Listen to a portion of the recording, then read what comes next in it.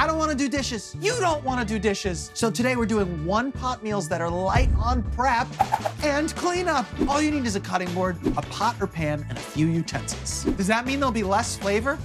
Absolutely not. We are making fast and flavorful penne, smoky and bright chicken and rice, and braised beans with a zesty kick. Flavor-packed, simple prep, easy cleanup. Let's do it.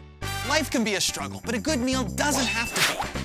We can make creative, nutritious, and inventive dishes that won't break the bank. We'll eat well and save money, because that's what we do. Welcome to Struggle Meals. Need to feed with speed? One-pot meals will keep your time freed. Agreed? Let's proceed. I eat pasta more than the average person because it's so delicious and it's really easy to make. But sometimes I want to use even fewer pots because I don't feel like cleaning up. One-pot pasta. Half the dishes with the same amount of flavor. It's the perfect meal. We're gonna start by making our sauce. So we're gonna start with garlic. We cut the little nubs off the garlic here like this.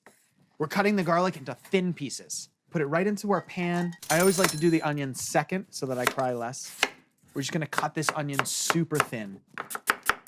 I'm putting the onions and garlic into the pot so they're out of our way, but I'm not turning the heat on. This is a great opportunity to add some greens. I think Swiss chard is a really great way to go. This stalk here is gonna take a while to cook, whereas the leaf will happen instantly. So we need to separate these things like this. Let's chop up the stems so that they're about the same size as the onions and garlic. So we're gonna chop up these leaves now, we're gonna set them aside, and we're just gonna stir them in at the last second so they stay vibrant. We've got some pasta here. We're gonna lay it on top. We're creating a nest in which our pasta can cook. It's literally a pasta braise, which means we need liquid because pasta is a dehydrated product and it needs to be rehydrated. So what do we use? Tomatoes, obviously. Chopped or crushed, great way to go. Well, gee, that looks delicious, but it certainly does not look wet enough. I'm gonna add in broth. This could be water with ramen flavor packets. And really what I'm trying to do is just bring that liquid up to the pasta level. Pushing all the penne below the liquid. We're building flavor here and we can get even more from our package drawer. Red pepper flakes. It's gonna boil. It's gonna be more infused and more homogeneous. If you want pops of heat, you could put it on at the end. But we're not stopping there. Oh no. So as I cook, I make sure to save my Parmesan rinds. You can think of it as like a free flavor fund. And now it's time for a withdrawal. This is a classic Italian grandma move and Italian-American grandma move and Italian-American mama move. You put these rinds right into your soup and you get a salty umami amazingness. So we can throw this right in here, hit it with just a little bit of salt, just a little bit of salt, just to bring everything out naturally. This is not like salting your pasta water because we're cooking everything all at once. So salt with caution. I will hit it with some pepper though, which is breaking the rules of only choosing one pepper in an Italian dish. But this isn't an Italian dish. This is a struggle meal. So you can see what's happening here. We're making the sauce and cooking the pasta all in one pot, which means there's less of a cleanup with all the flavor that you know and expect from a penne pomodoro variation of penne tomato sauce. All right, so our pasta's boiling. We can turn this down now. We can put a top on. We're gonna set a timer for 10 minutes, and we don't need to be here for 10 minutes. I can focus on important things like changing that vacuum filter. Let's take a peek here. The pasta's pretty cooked. I'm gonna turn off the heat. Let's add in our leaves for this last little bit of cooking here. These just need a few minutes to cook. That's why I'm adding them right now at the end. In the meantime, we're gonna head over to the herb garden. Now this is really smart because you get that fresh flavor and you only pay for it once because it's alive, it keeps growing. Boom, basil. Oh, it's so fragrant, it smells so good, I love so much. Pull those extra stemmy bits off. Get just the leaves. You can leave them just like this. You can chiffonade if you want. Roll up the leaf like a cigar. You just choo-choo train right through. So we've got a little bit of chiffonade basil. We'll put that on at the very end. Then we've got these gorgeous whole leaves, and let's just celebrate this fantasticness by keeping them whole and just throwing them in right now. Boop, boop, boop, boop. Stir it around. Basil leaves are gonna get even less heat than the chard did. Really gorgeous. I am not tasting for salt right now because I'm gonna add a whole bunch of Parmesan cheese, and that has salt in it. We're grating cheese right in here. This is gonna do two things for us. One, it's gonna add a salty umami flavor that has already been there in the base by the cheese rind. And secondly, this is our sauce thickener. You could use breadcrumbs too. So that looks really good. Does it need a little more salt? Maybe a pinch. A little fresh olive oil right at the end. It looks fantastic. It smells great. Look at that. You can just see it happening. I can't wait to dig into this. The chiffonade. Oh, Basil Bay. So this looks really fantastic. It smells even better. And in addition to a low cleanup, it's $2.28 a serving. This is a win all around, people. I have a fork in my pocket. Let's dig in. Here we go.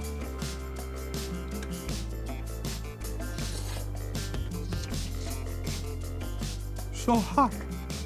I have to say, I feel like this has even more flavor than your standard pasta. It must come down to the fact that the pasta is cooked with that cheese rind in a salty, savory broth. And I have hardly any dishes to wash.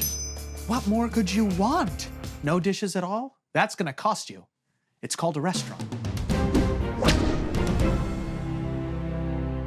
When washing dishes, tough stains can be a real pain. Never fear, here are my tips for making your pot spick and span. Sheet tray looking 100 years old? Combine baking soda and vinegar into a paste and spread it on the pan. But be careful, the last thing you need is a volcanic eruption in the kitchen. Just like I learned at the 3rd grade science fair. Let it sit for 30 minutes, then scrub it with a sponge and rinse it with warm soapy water. Ta-da! Your sheet tray will feel like it was born yesterday.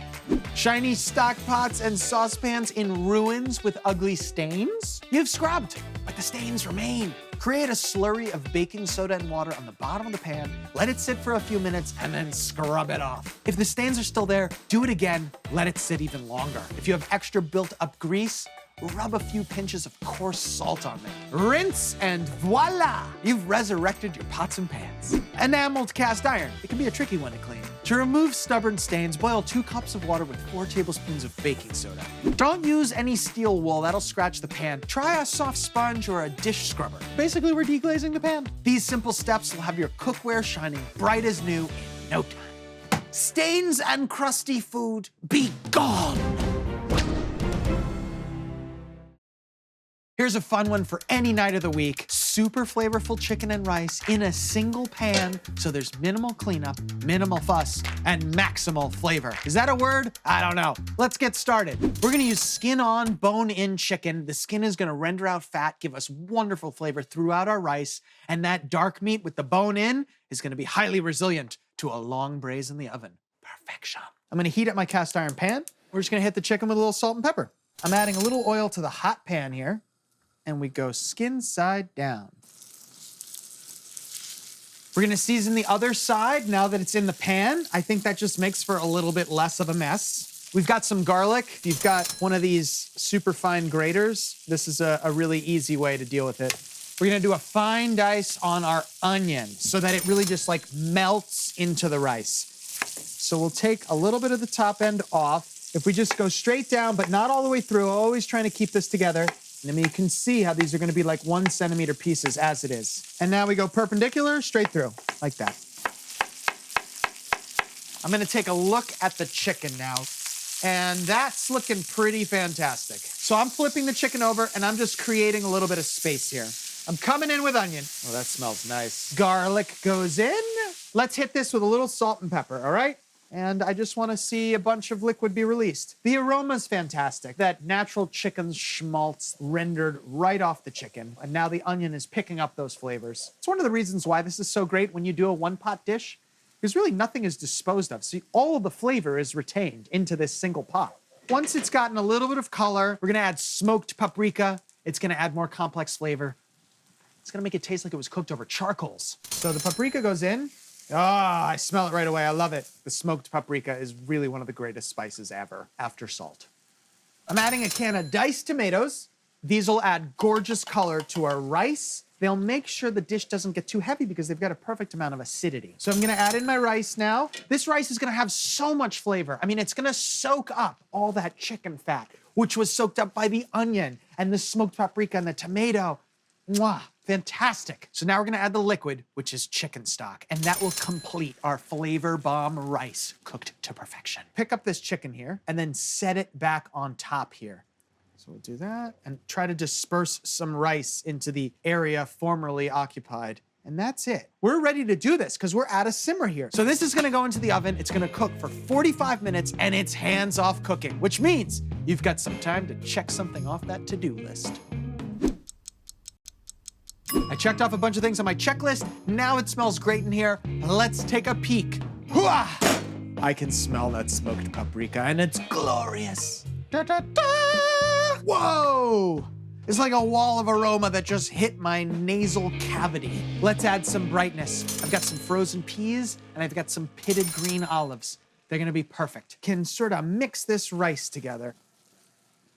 Turning the stove on just sort of medium low here to heat those peas and olives through ever so slightly. We're looking for thermo equilibrium with the rice and chicken. Shutting off the heat now. Let's add even more brightness in the form of lemon. So I'm gonna take a fork, I'm gonna stick it into the top of this lemon, sort of break it up a little, and I'm gonna squeeze it this side up so that any seeds kind of stay in the cup up top here. The Struggle Juicer 7500. So many uses for a fork, it's really fantastic. If you have an herb garden, you can get some parsley. This is totally optional. It's gonna look beautiful. It's gonna make it taste nice also. Parsley. It's such a fantastic herb, especially with hearty things. You know, it cuts through in a really nice way. I find it really nice in the spring and also quite good in the winter. Ooh, just like roll the whole thing up as best you can. And then you really want to let your knife do the work. If you see a lot of green on the board, it means you're messing with it too much and your knife is dull. No green on the board, doing a nice job here, which means the flavor is staying in these little pieces of parsley. Let's make a plate. Take some of this gorgeous rice, aromatic, smoky chicken right on top. The aromas are intoxicating. It is both smoky and bright at the same time. And it's only $2.45 a serving, plus the fact that we only have one dish to clean. That's a weeknight home run, friends. Let's give it a taste. We're gonna start with this, this rice over here. Get a little olive and some peas. All right, chicken. This is what I want in a chicken and rice dish. Minimal cleanup, low cost, maximum flavor. Smoky, juicy, briny, yet bright from lemon. It's a complete meal with minimal cleanup. Like seriously, what's better than that? Coming up next, a struggle challenge. And then another one-pot dish.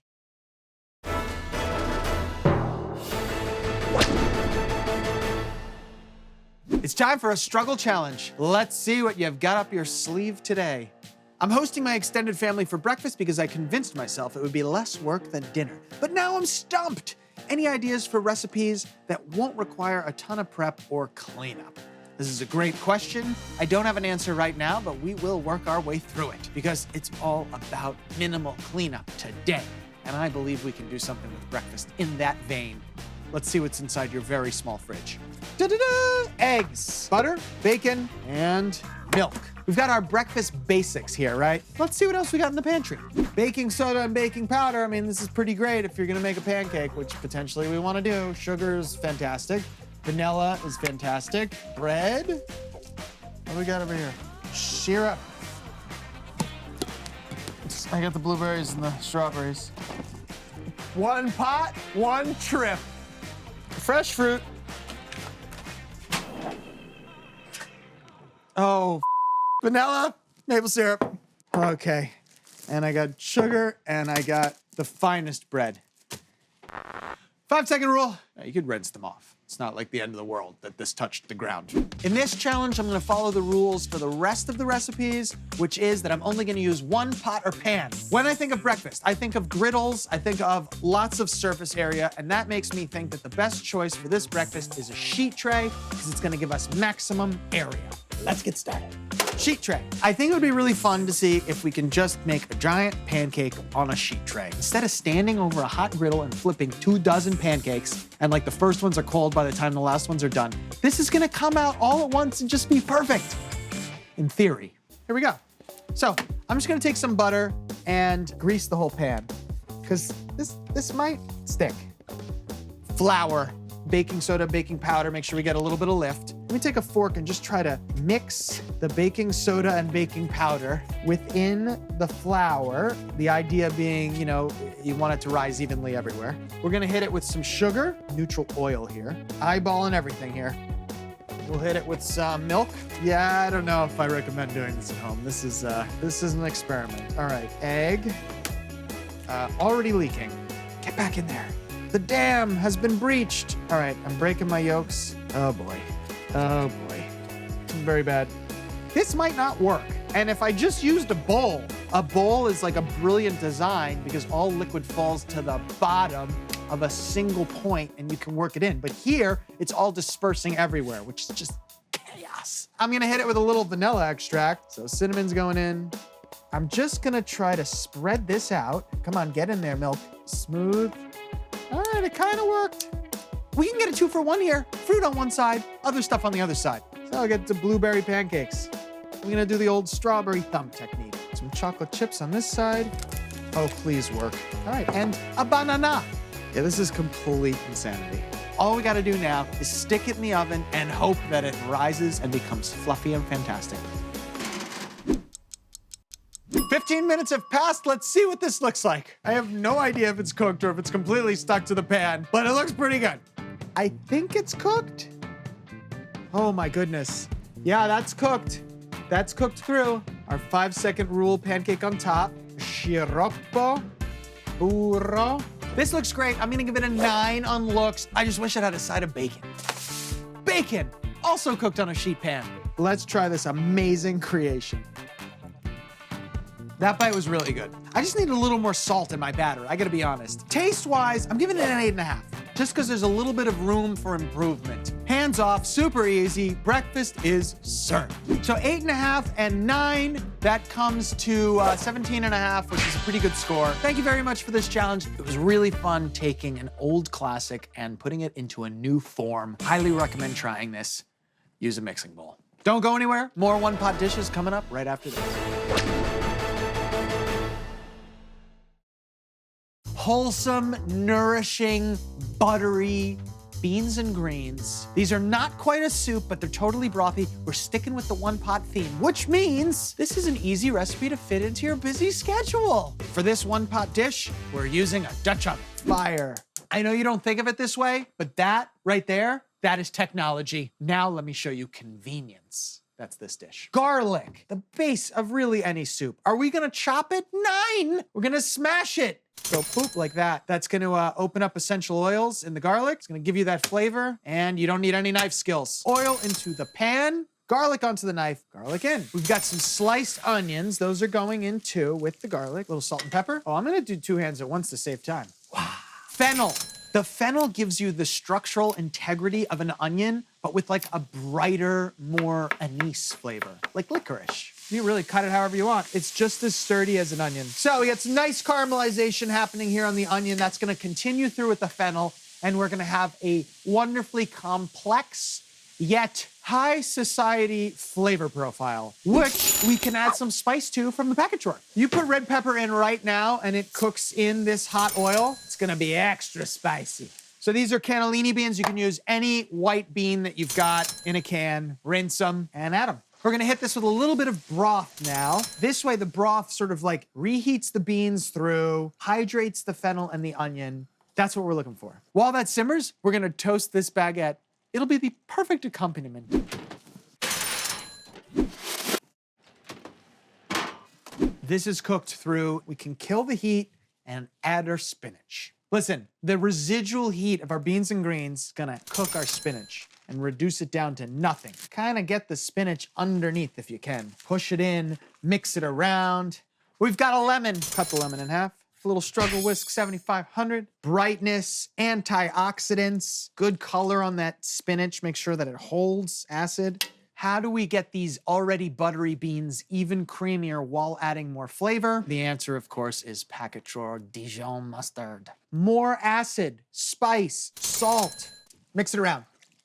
Here we go, we got a little Parmesan cheese. We grate it right in, okay? So we'll hit it with like that much there. I'll give a little more on top so that people know that it's there.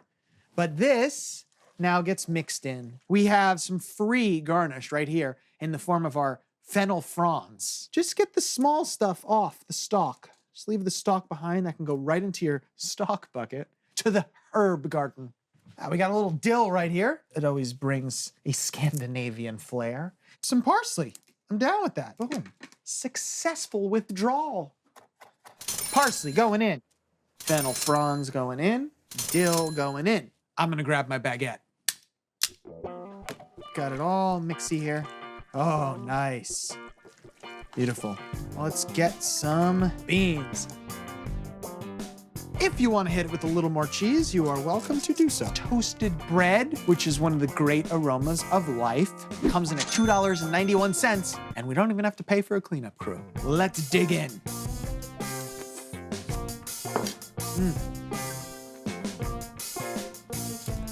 It's salty, it's spicy, it's got this lemon and Dijon squeeze, we got buttery beans, we got the greens, and then the bread to mop it all up. This is all I want in life. Delicious food, no cleanup.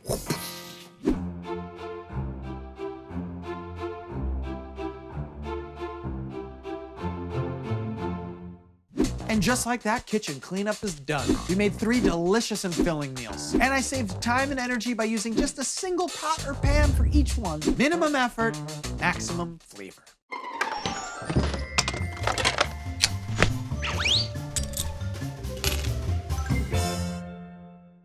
Welcome to Frankie's Corner, where I answer your quandaries. Oftentimes I use wooden cooking utensils, and it weirds me out to think about how many foods these utensils touch, and how often the dishpan soaks it all up.